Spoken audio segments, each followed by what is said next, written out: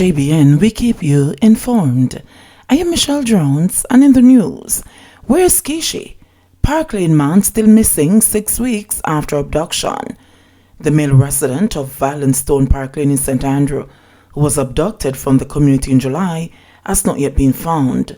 The missing man, known only by his alias Kishi, was abducted from the community by two men reportedly dressed in police garb and who were traveling in a Toyota Probox motor car.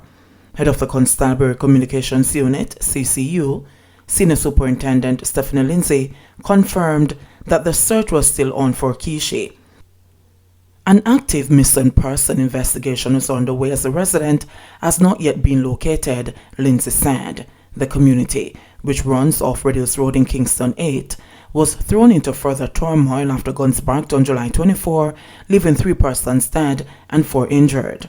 The dead persons have been identified by police as 29-year-old Kimon White, otherwise called Shella, 27-year-old Russian White, otherwise called Barber, both of Parkland, and 27-year-old Alex Henry. Since the shooting in July, the security forces have maintained a constant presence in the community, which is torn by an internal gang feud.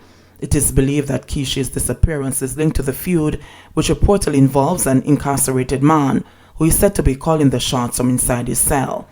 A lucrative extortion racket has the business community along sections of Barbados Road in a stifling chokehold, and the infighting reportedly broke out over the rights to collect the millions of dollars to be reaped from the illegal activity. Even though the security forces are ever present at Parkland, many residents have opted to flee in fear of their lives. The police can't stay here forever, and when them gone, it's going to be bloody. Some people not going to stick around, one resident said. Tollgate residents blame highway project for flooding. Convinced that work being done on the Clarendon leg of the new highway is behind the recent flooding of their homes, residents of Duke Street in the Tollgate community last Thursday staged a loud but peaceful protest. Their Member of Parliament, Luthan Cousins, who represents Clarendon Southwestern, is hoping solutions can be found during a meeting this week with the project contractors. The opposition MP is also urging the government to listen to the residents' appeals for help. According to resident Carlos Robinson, there's been very little attention given to their warnings to project engineers so far as they work on the highway that will take traffic from Mapen to Williamsfield in Manchester. I've been talking about this before this even start. We need an open drain. So when them come, they'll have to clean back and front and build a proper one so the water can flow. Right now the whole of my yard flood out. Picking everybody. Me lose all of my chicken. Nobody no come say nothing. And when I stop block this road until justice is done, he vowed. Peter Edwards, who said he has been living in Tollgate since he left high school, complained that this was the first time his house had been flooded, and so he was convinced it was linked to the work being done. It'll get from bad to worse. Mosquito bite in the pit of them, and nobody no come around and say anything more than just promises, and that's it. We're going to take this thing in our own hands until we get justice and make them know so we're serious, because we need a proper water drain, he stressed. One woman who gave her name only as Jennifer said the flooding was just the latest blow from the road work. Previous promises of compensation for dust and the noise nuisance, she claimed, were not kept. We don't get nothing all now, and that was over 5 months ago, and we don't see nobody come. Some people always crack up and now we flood out, she said. The MP, who stressed that residents were not opposed to the project, said they simply want a solution found to the issues raised.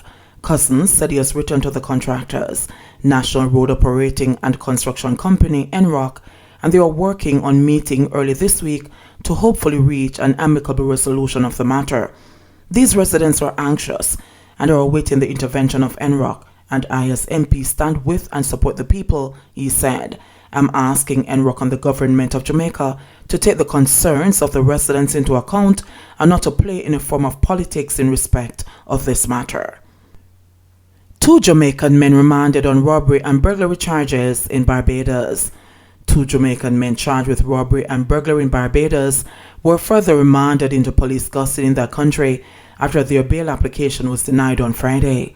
The accused, 29-year-old carpenter Ryan Antonio Williams and 23-year-old laborer Shakina Jared Ford, reportedly had no legal status in the country. That development led Chief Magistrate Ian Weeks to deny the Jamaicans bail, noting that these two gentlemen were in this place without anything or an application to stay in the place, according to a report from Barbados today. Williams and Ford, who had been in custody for the past 3 months, are to reappear in court on September 30. Allegations are that the Jamaican men robbed a man of several personal items, including a cell phone, a phone case, a wallet, and a sum of money. Further, the men allegedly burglarized another man's home and stole 2 cell phones and a knife from him. On that occasion, the Jamaicans allegedly had an imitation firearm in their possession. Following a probe, they were arrested and charged. No child to be left behind, says Education Minister. Education Minister Favour Williams has promised to intensify efforts to reach students who the ministry did not make contact with last year after the novel coronavirus pandemic forced school doors shut. The ministry had rolled out a summer school program in July and August, mainly to target approximately 120,000 children whom it said had been unreachable over the past more than 1.5 years of virtual and audiovisual learning.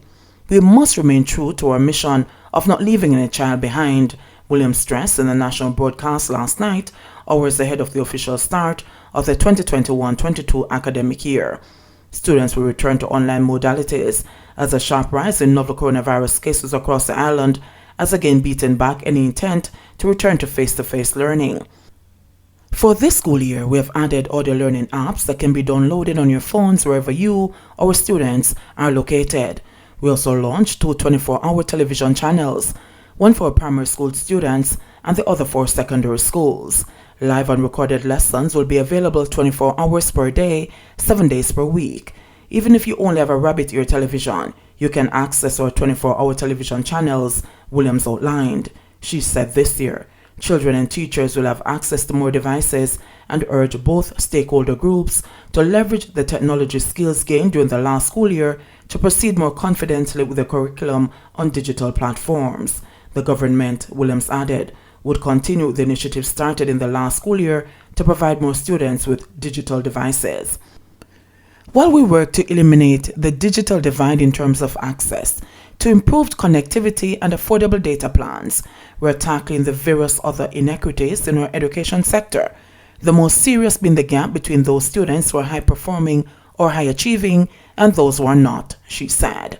Williams said the government also plans to use more specialist subject teachers with an emphasis on maths and English language. In our near future, gone will be the days of one teacher in a primary school classroom teaching all subjects.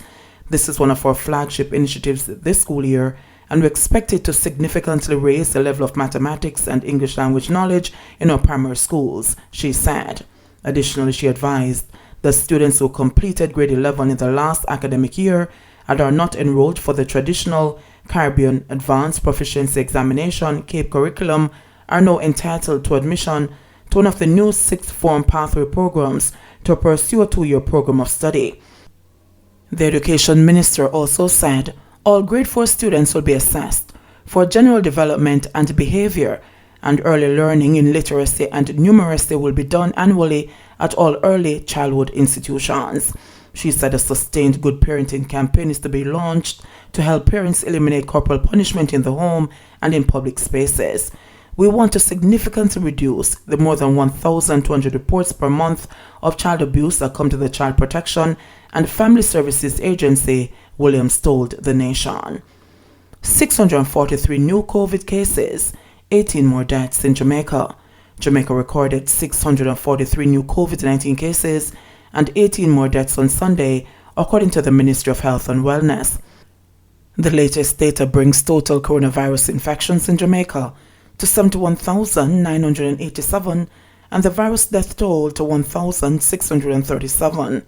The ministry reported that the new cases comprise 396 females and 247 males with ages ranging from 3 months to 105 years.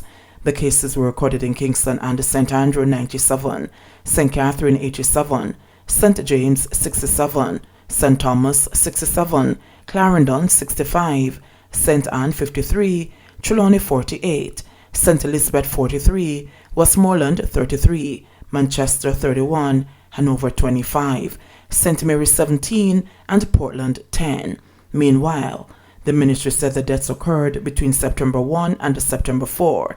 The deceased are a 91-year-old female, a 93-year-old female, an 87-year-old male, a 51-year-old male, and a 31-year-old male, all from Kingston and St. Andrew, a 64-year-old male from Parkland, a 39-year-old male, a 69-year-old male, a 47-year-old female, and a 92-year-old female from St. Anne, a 66-year-old male from St. Elizabeth, a 77-year-old male, a 76-year-old male, a 71-year-old female, an 85-year-old female, and an 88-year-old female from St. Mary, an 81-year-old female, and a 74-year-old female from Westmoreland.